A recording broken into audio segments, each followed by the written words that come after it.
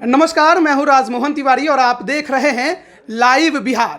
2446 पदों के लिए दरोगा बहाली। आपको अच्छे से मालूम होगा क्योंकि सबसे ज़्यादा सुर्खियों में अभी यही एक बहाली है जो रही है। विवाद हर दिन एक नया आता है। पहले पीटी में पेपर लीक, फिर मेंस के रिजल्ट में धांधली की खबर, उसके बाद फिजिकल टेस्ट में टाइगर जंप को लेकर बवाल और अब एक और नया बखेरा यह है कि 22 मार्च से शुरू हुआ दरोगा बहाली का फिजिकल टेस्ट। 22 और 23 तारीख के बच्चों को 24 तारीख को मैसेज आता है कि आपने मेडिकल लगाया था एक्सटेंशन के लिए कि हमारी फिजिकल जो टेस्ट होनी है उसकी तारीख में बदलाव किया जाए। बदलाव का आपको डेट दे दिया जाता है 12 अप्रैल, उस दिन आपका फिजिकल का टेस्ट होगा। लेकिन 6 अप्रैल को एक और नया मैसेज उनके मोबाइल पर बीपीएसएससी यानी आयोग भेजता है और कहता है कि 24 मार्च को जो हमने आपको मैसेज भेजा था 12 अप्रैल की तारीख के दिन आपका फिजिकल टेस्ट एक्सटेंड करने को लेकर वो अब हम कैंसिल कर देते हैं। उसके बाद अभ्यर्थी आयोग ऑफिस पहुंचते हैं और वहां पर थोड़ा बहस हो जाता है उनका, क्योंकि अधिकारियों से उनकी मुलाकात नहीं होती है और जो नीचे गार्ड है वही अथॉरिटी बन के उन्हें जवाब देने लगते हैं, पर वो भी कैमरे के सामने नहीं। आखिर ये क्यों हो रहा है, क्या कारण है? बात करने के लिए हमारे साथ गुरु रहमान सर हैं। सर, क्या कारण है एक नया तमाशा प्रतिदिन आयोग कर रहा है? देखिए, हमको तो कहने का यही कहना चाहेंगे कि ढकनी भर पानी में डूब के मर जाना चाहिए। इतने बड़े परीक्षा का संचालन कराने वाले अधिकारी, क्या ये प्रजातंत्र खत्म हो गया? लोकतंत्र खत्म हो गया? आप फिर से राजशाही लाना चाह रहे हैं? स्टूडेंट का कोई जिंदगी नहीं है, स्टूडेंट का कोई मोल नहीं है। अरे भाई, आप परीक्षा लेते हैं, स्टूडेंट कॉपी कार्बन कॉपी लगा रहा था वो नहीं देते हैं, जैमर आप ठीक से नहीं लगाते हैं, क्वेश्चन वायरल होता है। कैसे आता है मोबाइल पर क्वेश्चन वायरल होता है। आंसर शीट आप जारी नहीं करते हैं, आरटीआई लड़का मांगता आप नहीं देते हैं। टाइगर जंप चलिए गलत है, बेली जंप गलत है, उससे क्रिमिनल नहीं पकड़ा जा सकता है। तो अरे प्रभु, वह आपने विज्ञापन में क्यों नहीं दिया?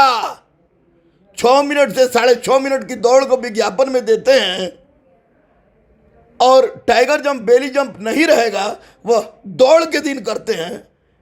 तो इससे बड़ा मजाक और क्या होगा? रही बात आयोग की, तो आयोग सरकार के इशारा के बिना काम नहीं करती।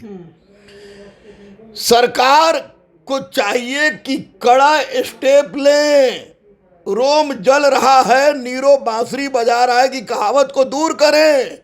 छात्र बेचारा प्रताड़ित है, छात्र परेशान है, आक्रोशित है।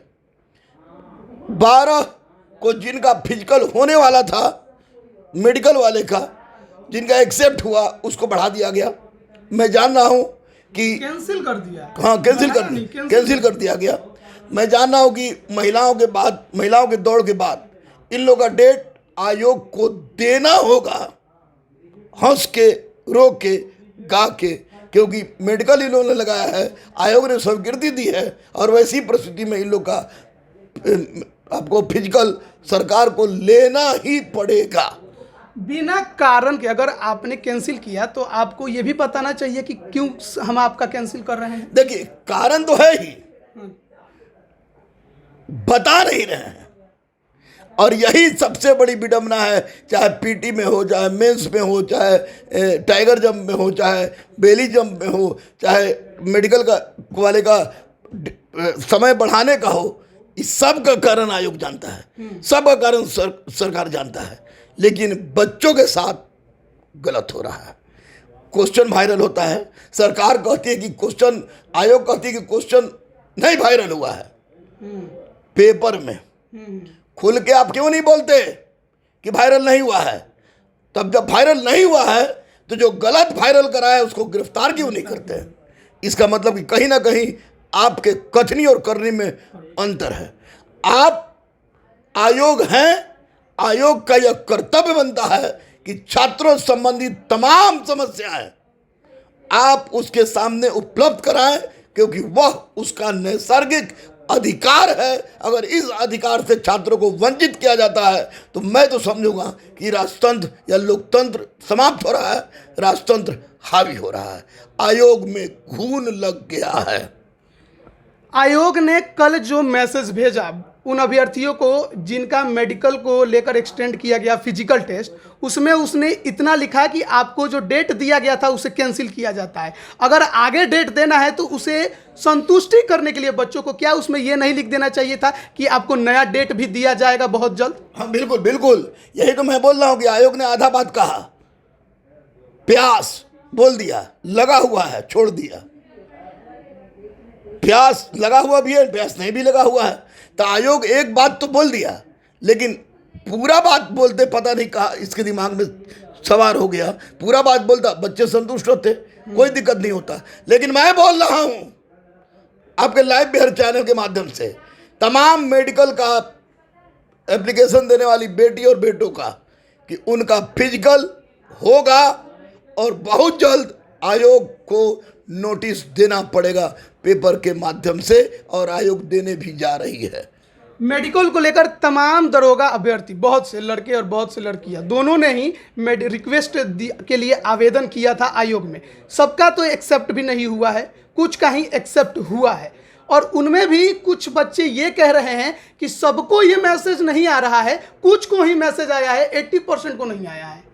नहीं तो देखिए, 80% को नहीं आया तो पहले तो 12 को वहाँ चल जाएंगे। हो सकता है कि साइबर क्राइम बड़ी गलत क्राइम होता है, आप लोग भी जानते हैं। 12 तारीख को वहाँ जाएंगे, जाके घूमिए के चल आएंगे, घूम के चल आएंगे। लेकिन इतना उड़ते फुड़ते मैंने भी सुना है कि सबका मेडिकल सारा दौड़ हो जाने के बाद, पुरुष और स्त्री का दौड़ हो जाने के पश्चात सबका मेडिकल लिया जाएगा। बच्चों से मेरा रिक्वेस्ट है कि इस संक्रमण के दौर में तनाव न लें, आक्रोश न लें, आप लगे रहें, दौड़ते रहें। जो मेडिकल लगाए हुए हैं दौड़ते रहें, दौड़ती रहें बेटी मेरी। और जब जरूरत पड़ेगी एक अहिंसात्मक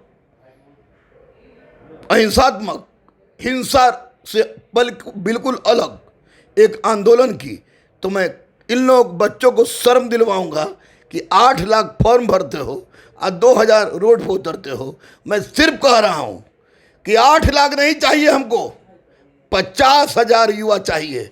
मैं अहिंसा के बल पर एक ऐसा आंदोलन खड़ा करूंगा जो कि बिहार की पूरी दिशा और दशा को, आयोग की दिशा और दशा को, सरकार की सोच को बदल कर रख देगी। कुछ दरोगा अभ्यर्थियों से जब आज हम बीपीएसएससी के कार्यालय गए थे तो मुलाकात हुई, उनका भी एक जो बात था वो सही लगा। बात उन्होंने ये कही कि पुरुषों का जो फिजिकल टेस्ट होना है वो ख़त्म हो चुका है, और आप जो एक्सटेंड डेट दीजिएगा उसमें महिला का अलग लीजिएगा, पुरुष का अलग लीजिएगा। तो जब पुरुषों का एक्सटेंड डेट मतलब ख़त्म हो गया है उनका फिजिकल टेस्ट का डेट, तो ऐसे में हमारा डेट क्यों कैंसिल किया जा रहा है? हमें तो आप डेट दे सकते हैं। देखिए, कोई भी दौड़ होती है, चाहे सिपाही की हो चाहे दरोगा की हो, तो वैसी परिस्थिति में अलग अलग स्थान पर, अलग अलग जगह पर पदस्थापित लोगों को बुलाया जाता है। आयोग में कुछ लोग रहते हैं और कुछ बाकी सब लोग को, डीएसपी को, एसपी को, सब लोग को अलग उतना ही दिन के लिए बुलाया जाता है। उसके पश्चात फिर गृह मंत्रालय से उसकी सूचना निकलती है कि इनका एक्सटेंड किया जाता है। तो यह सरकारी मानदंड है, इसमें किसी भी प्रकार का हस्तक्षेप किसी को नहीं है।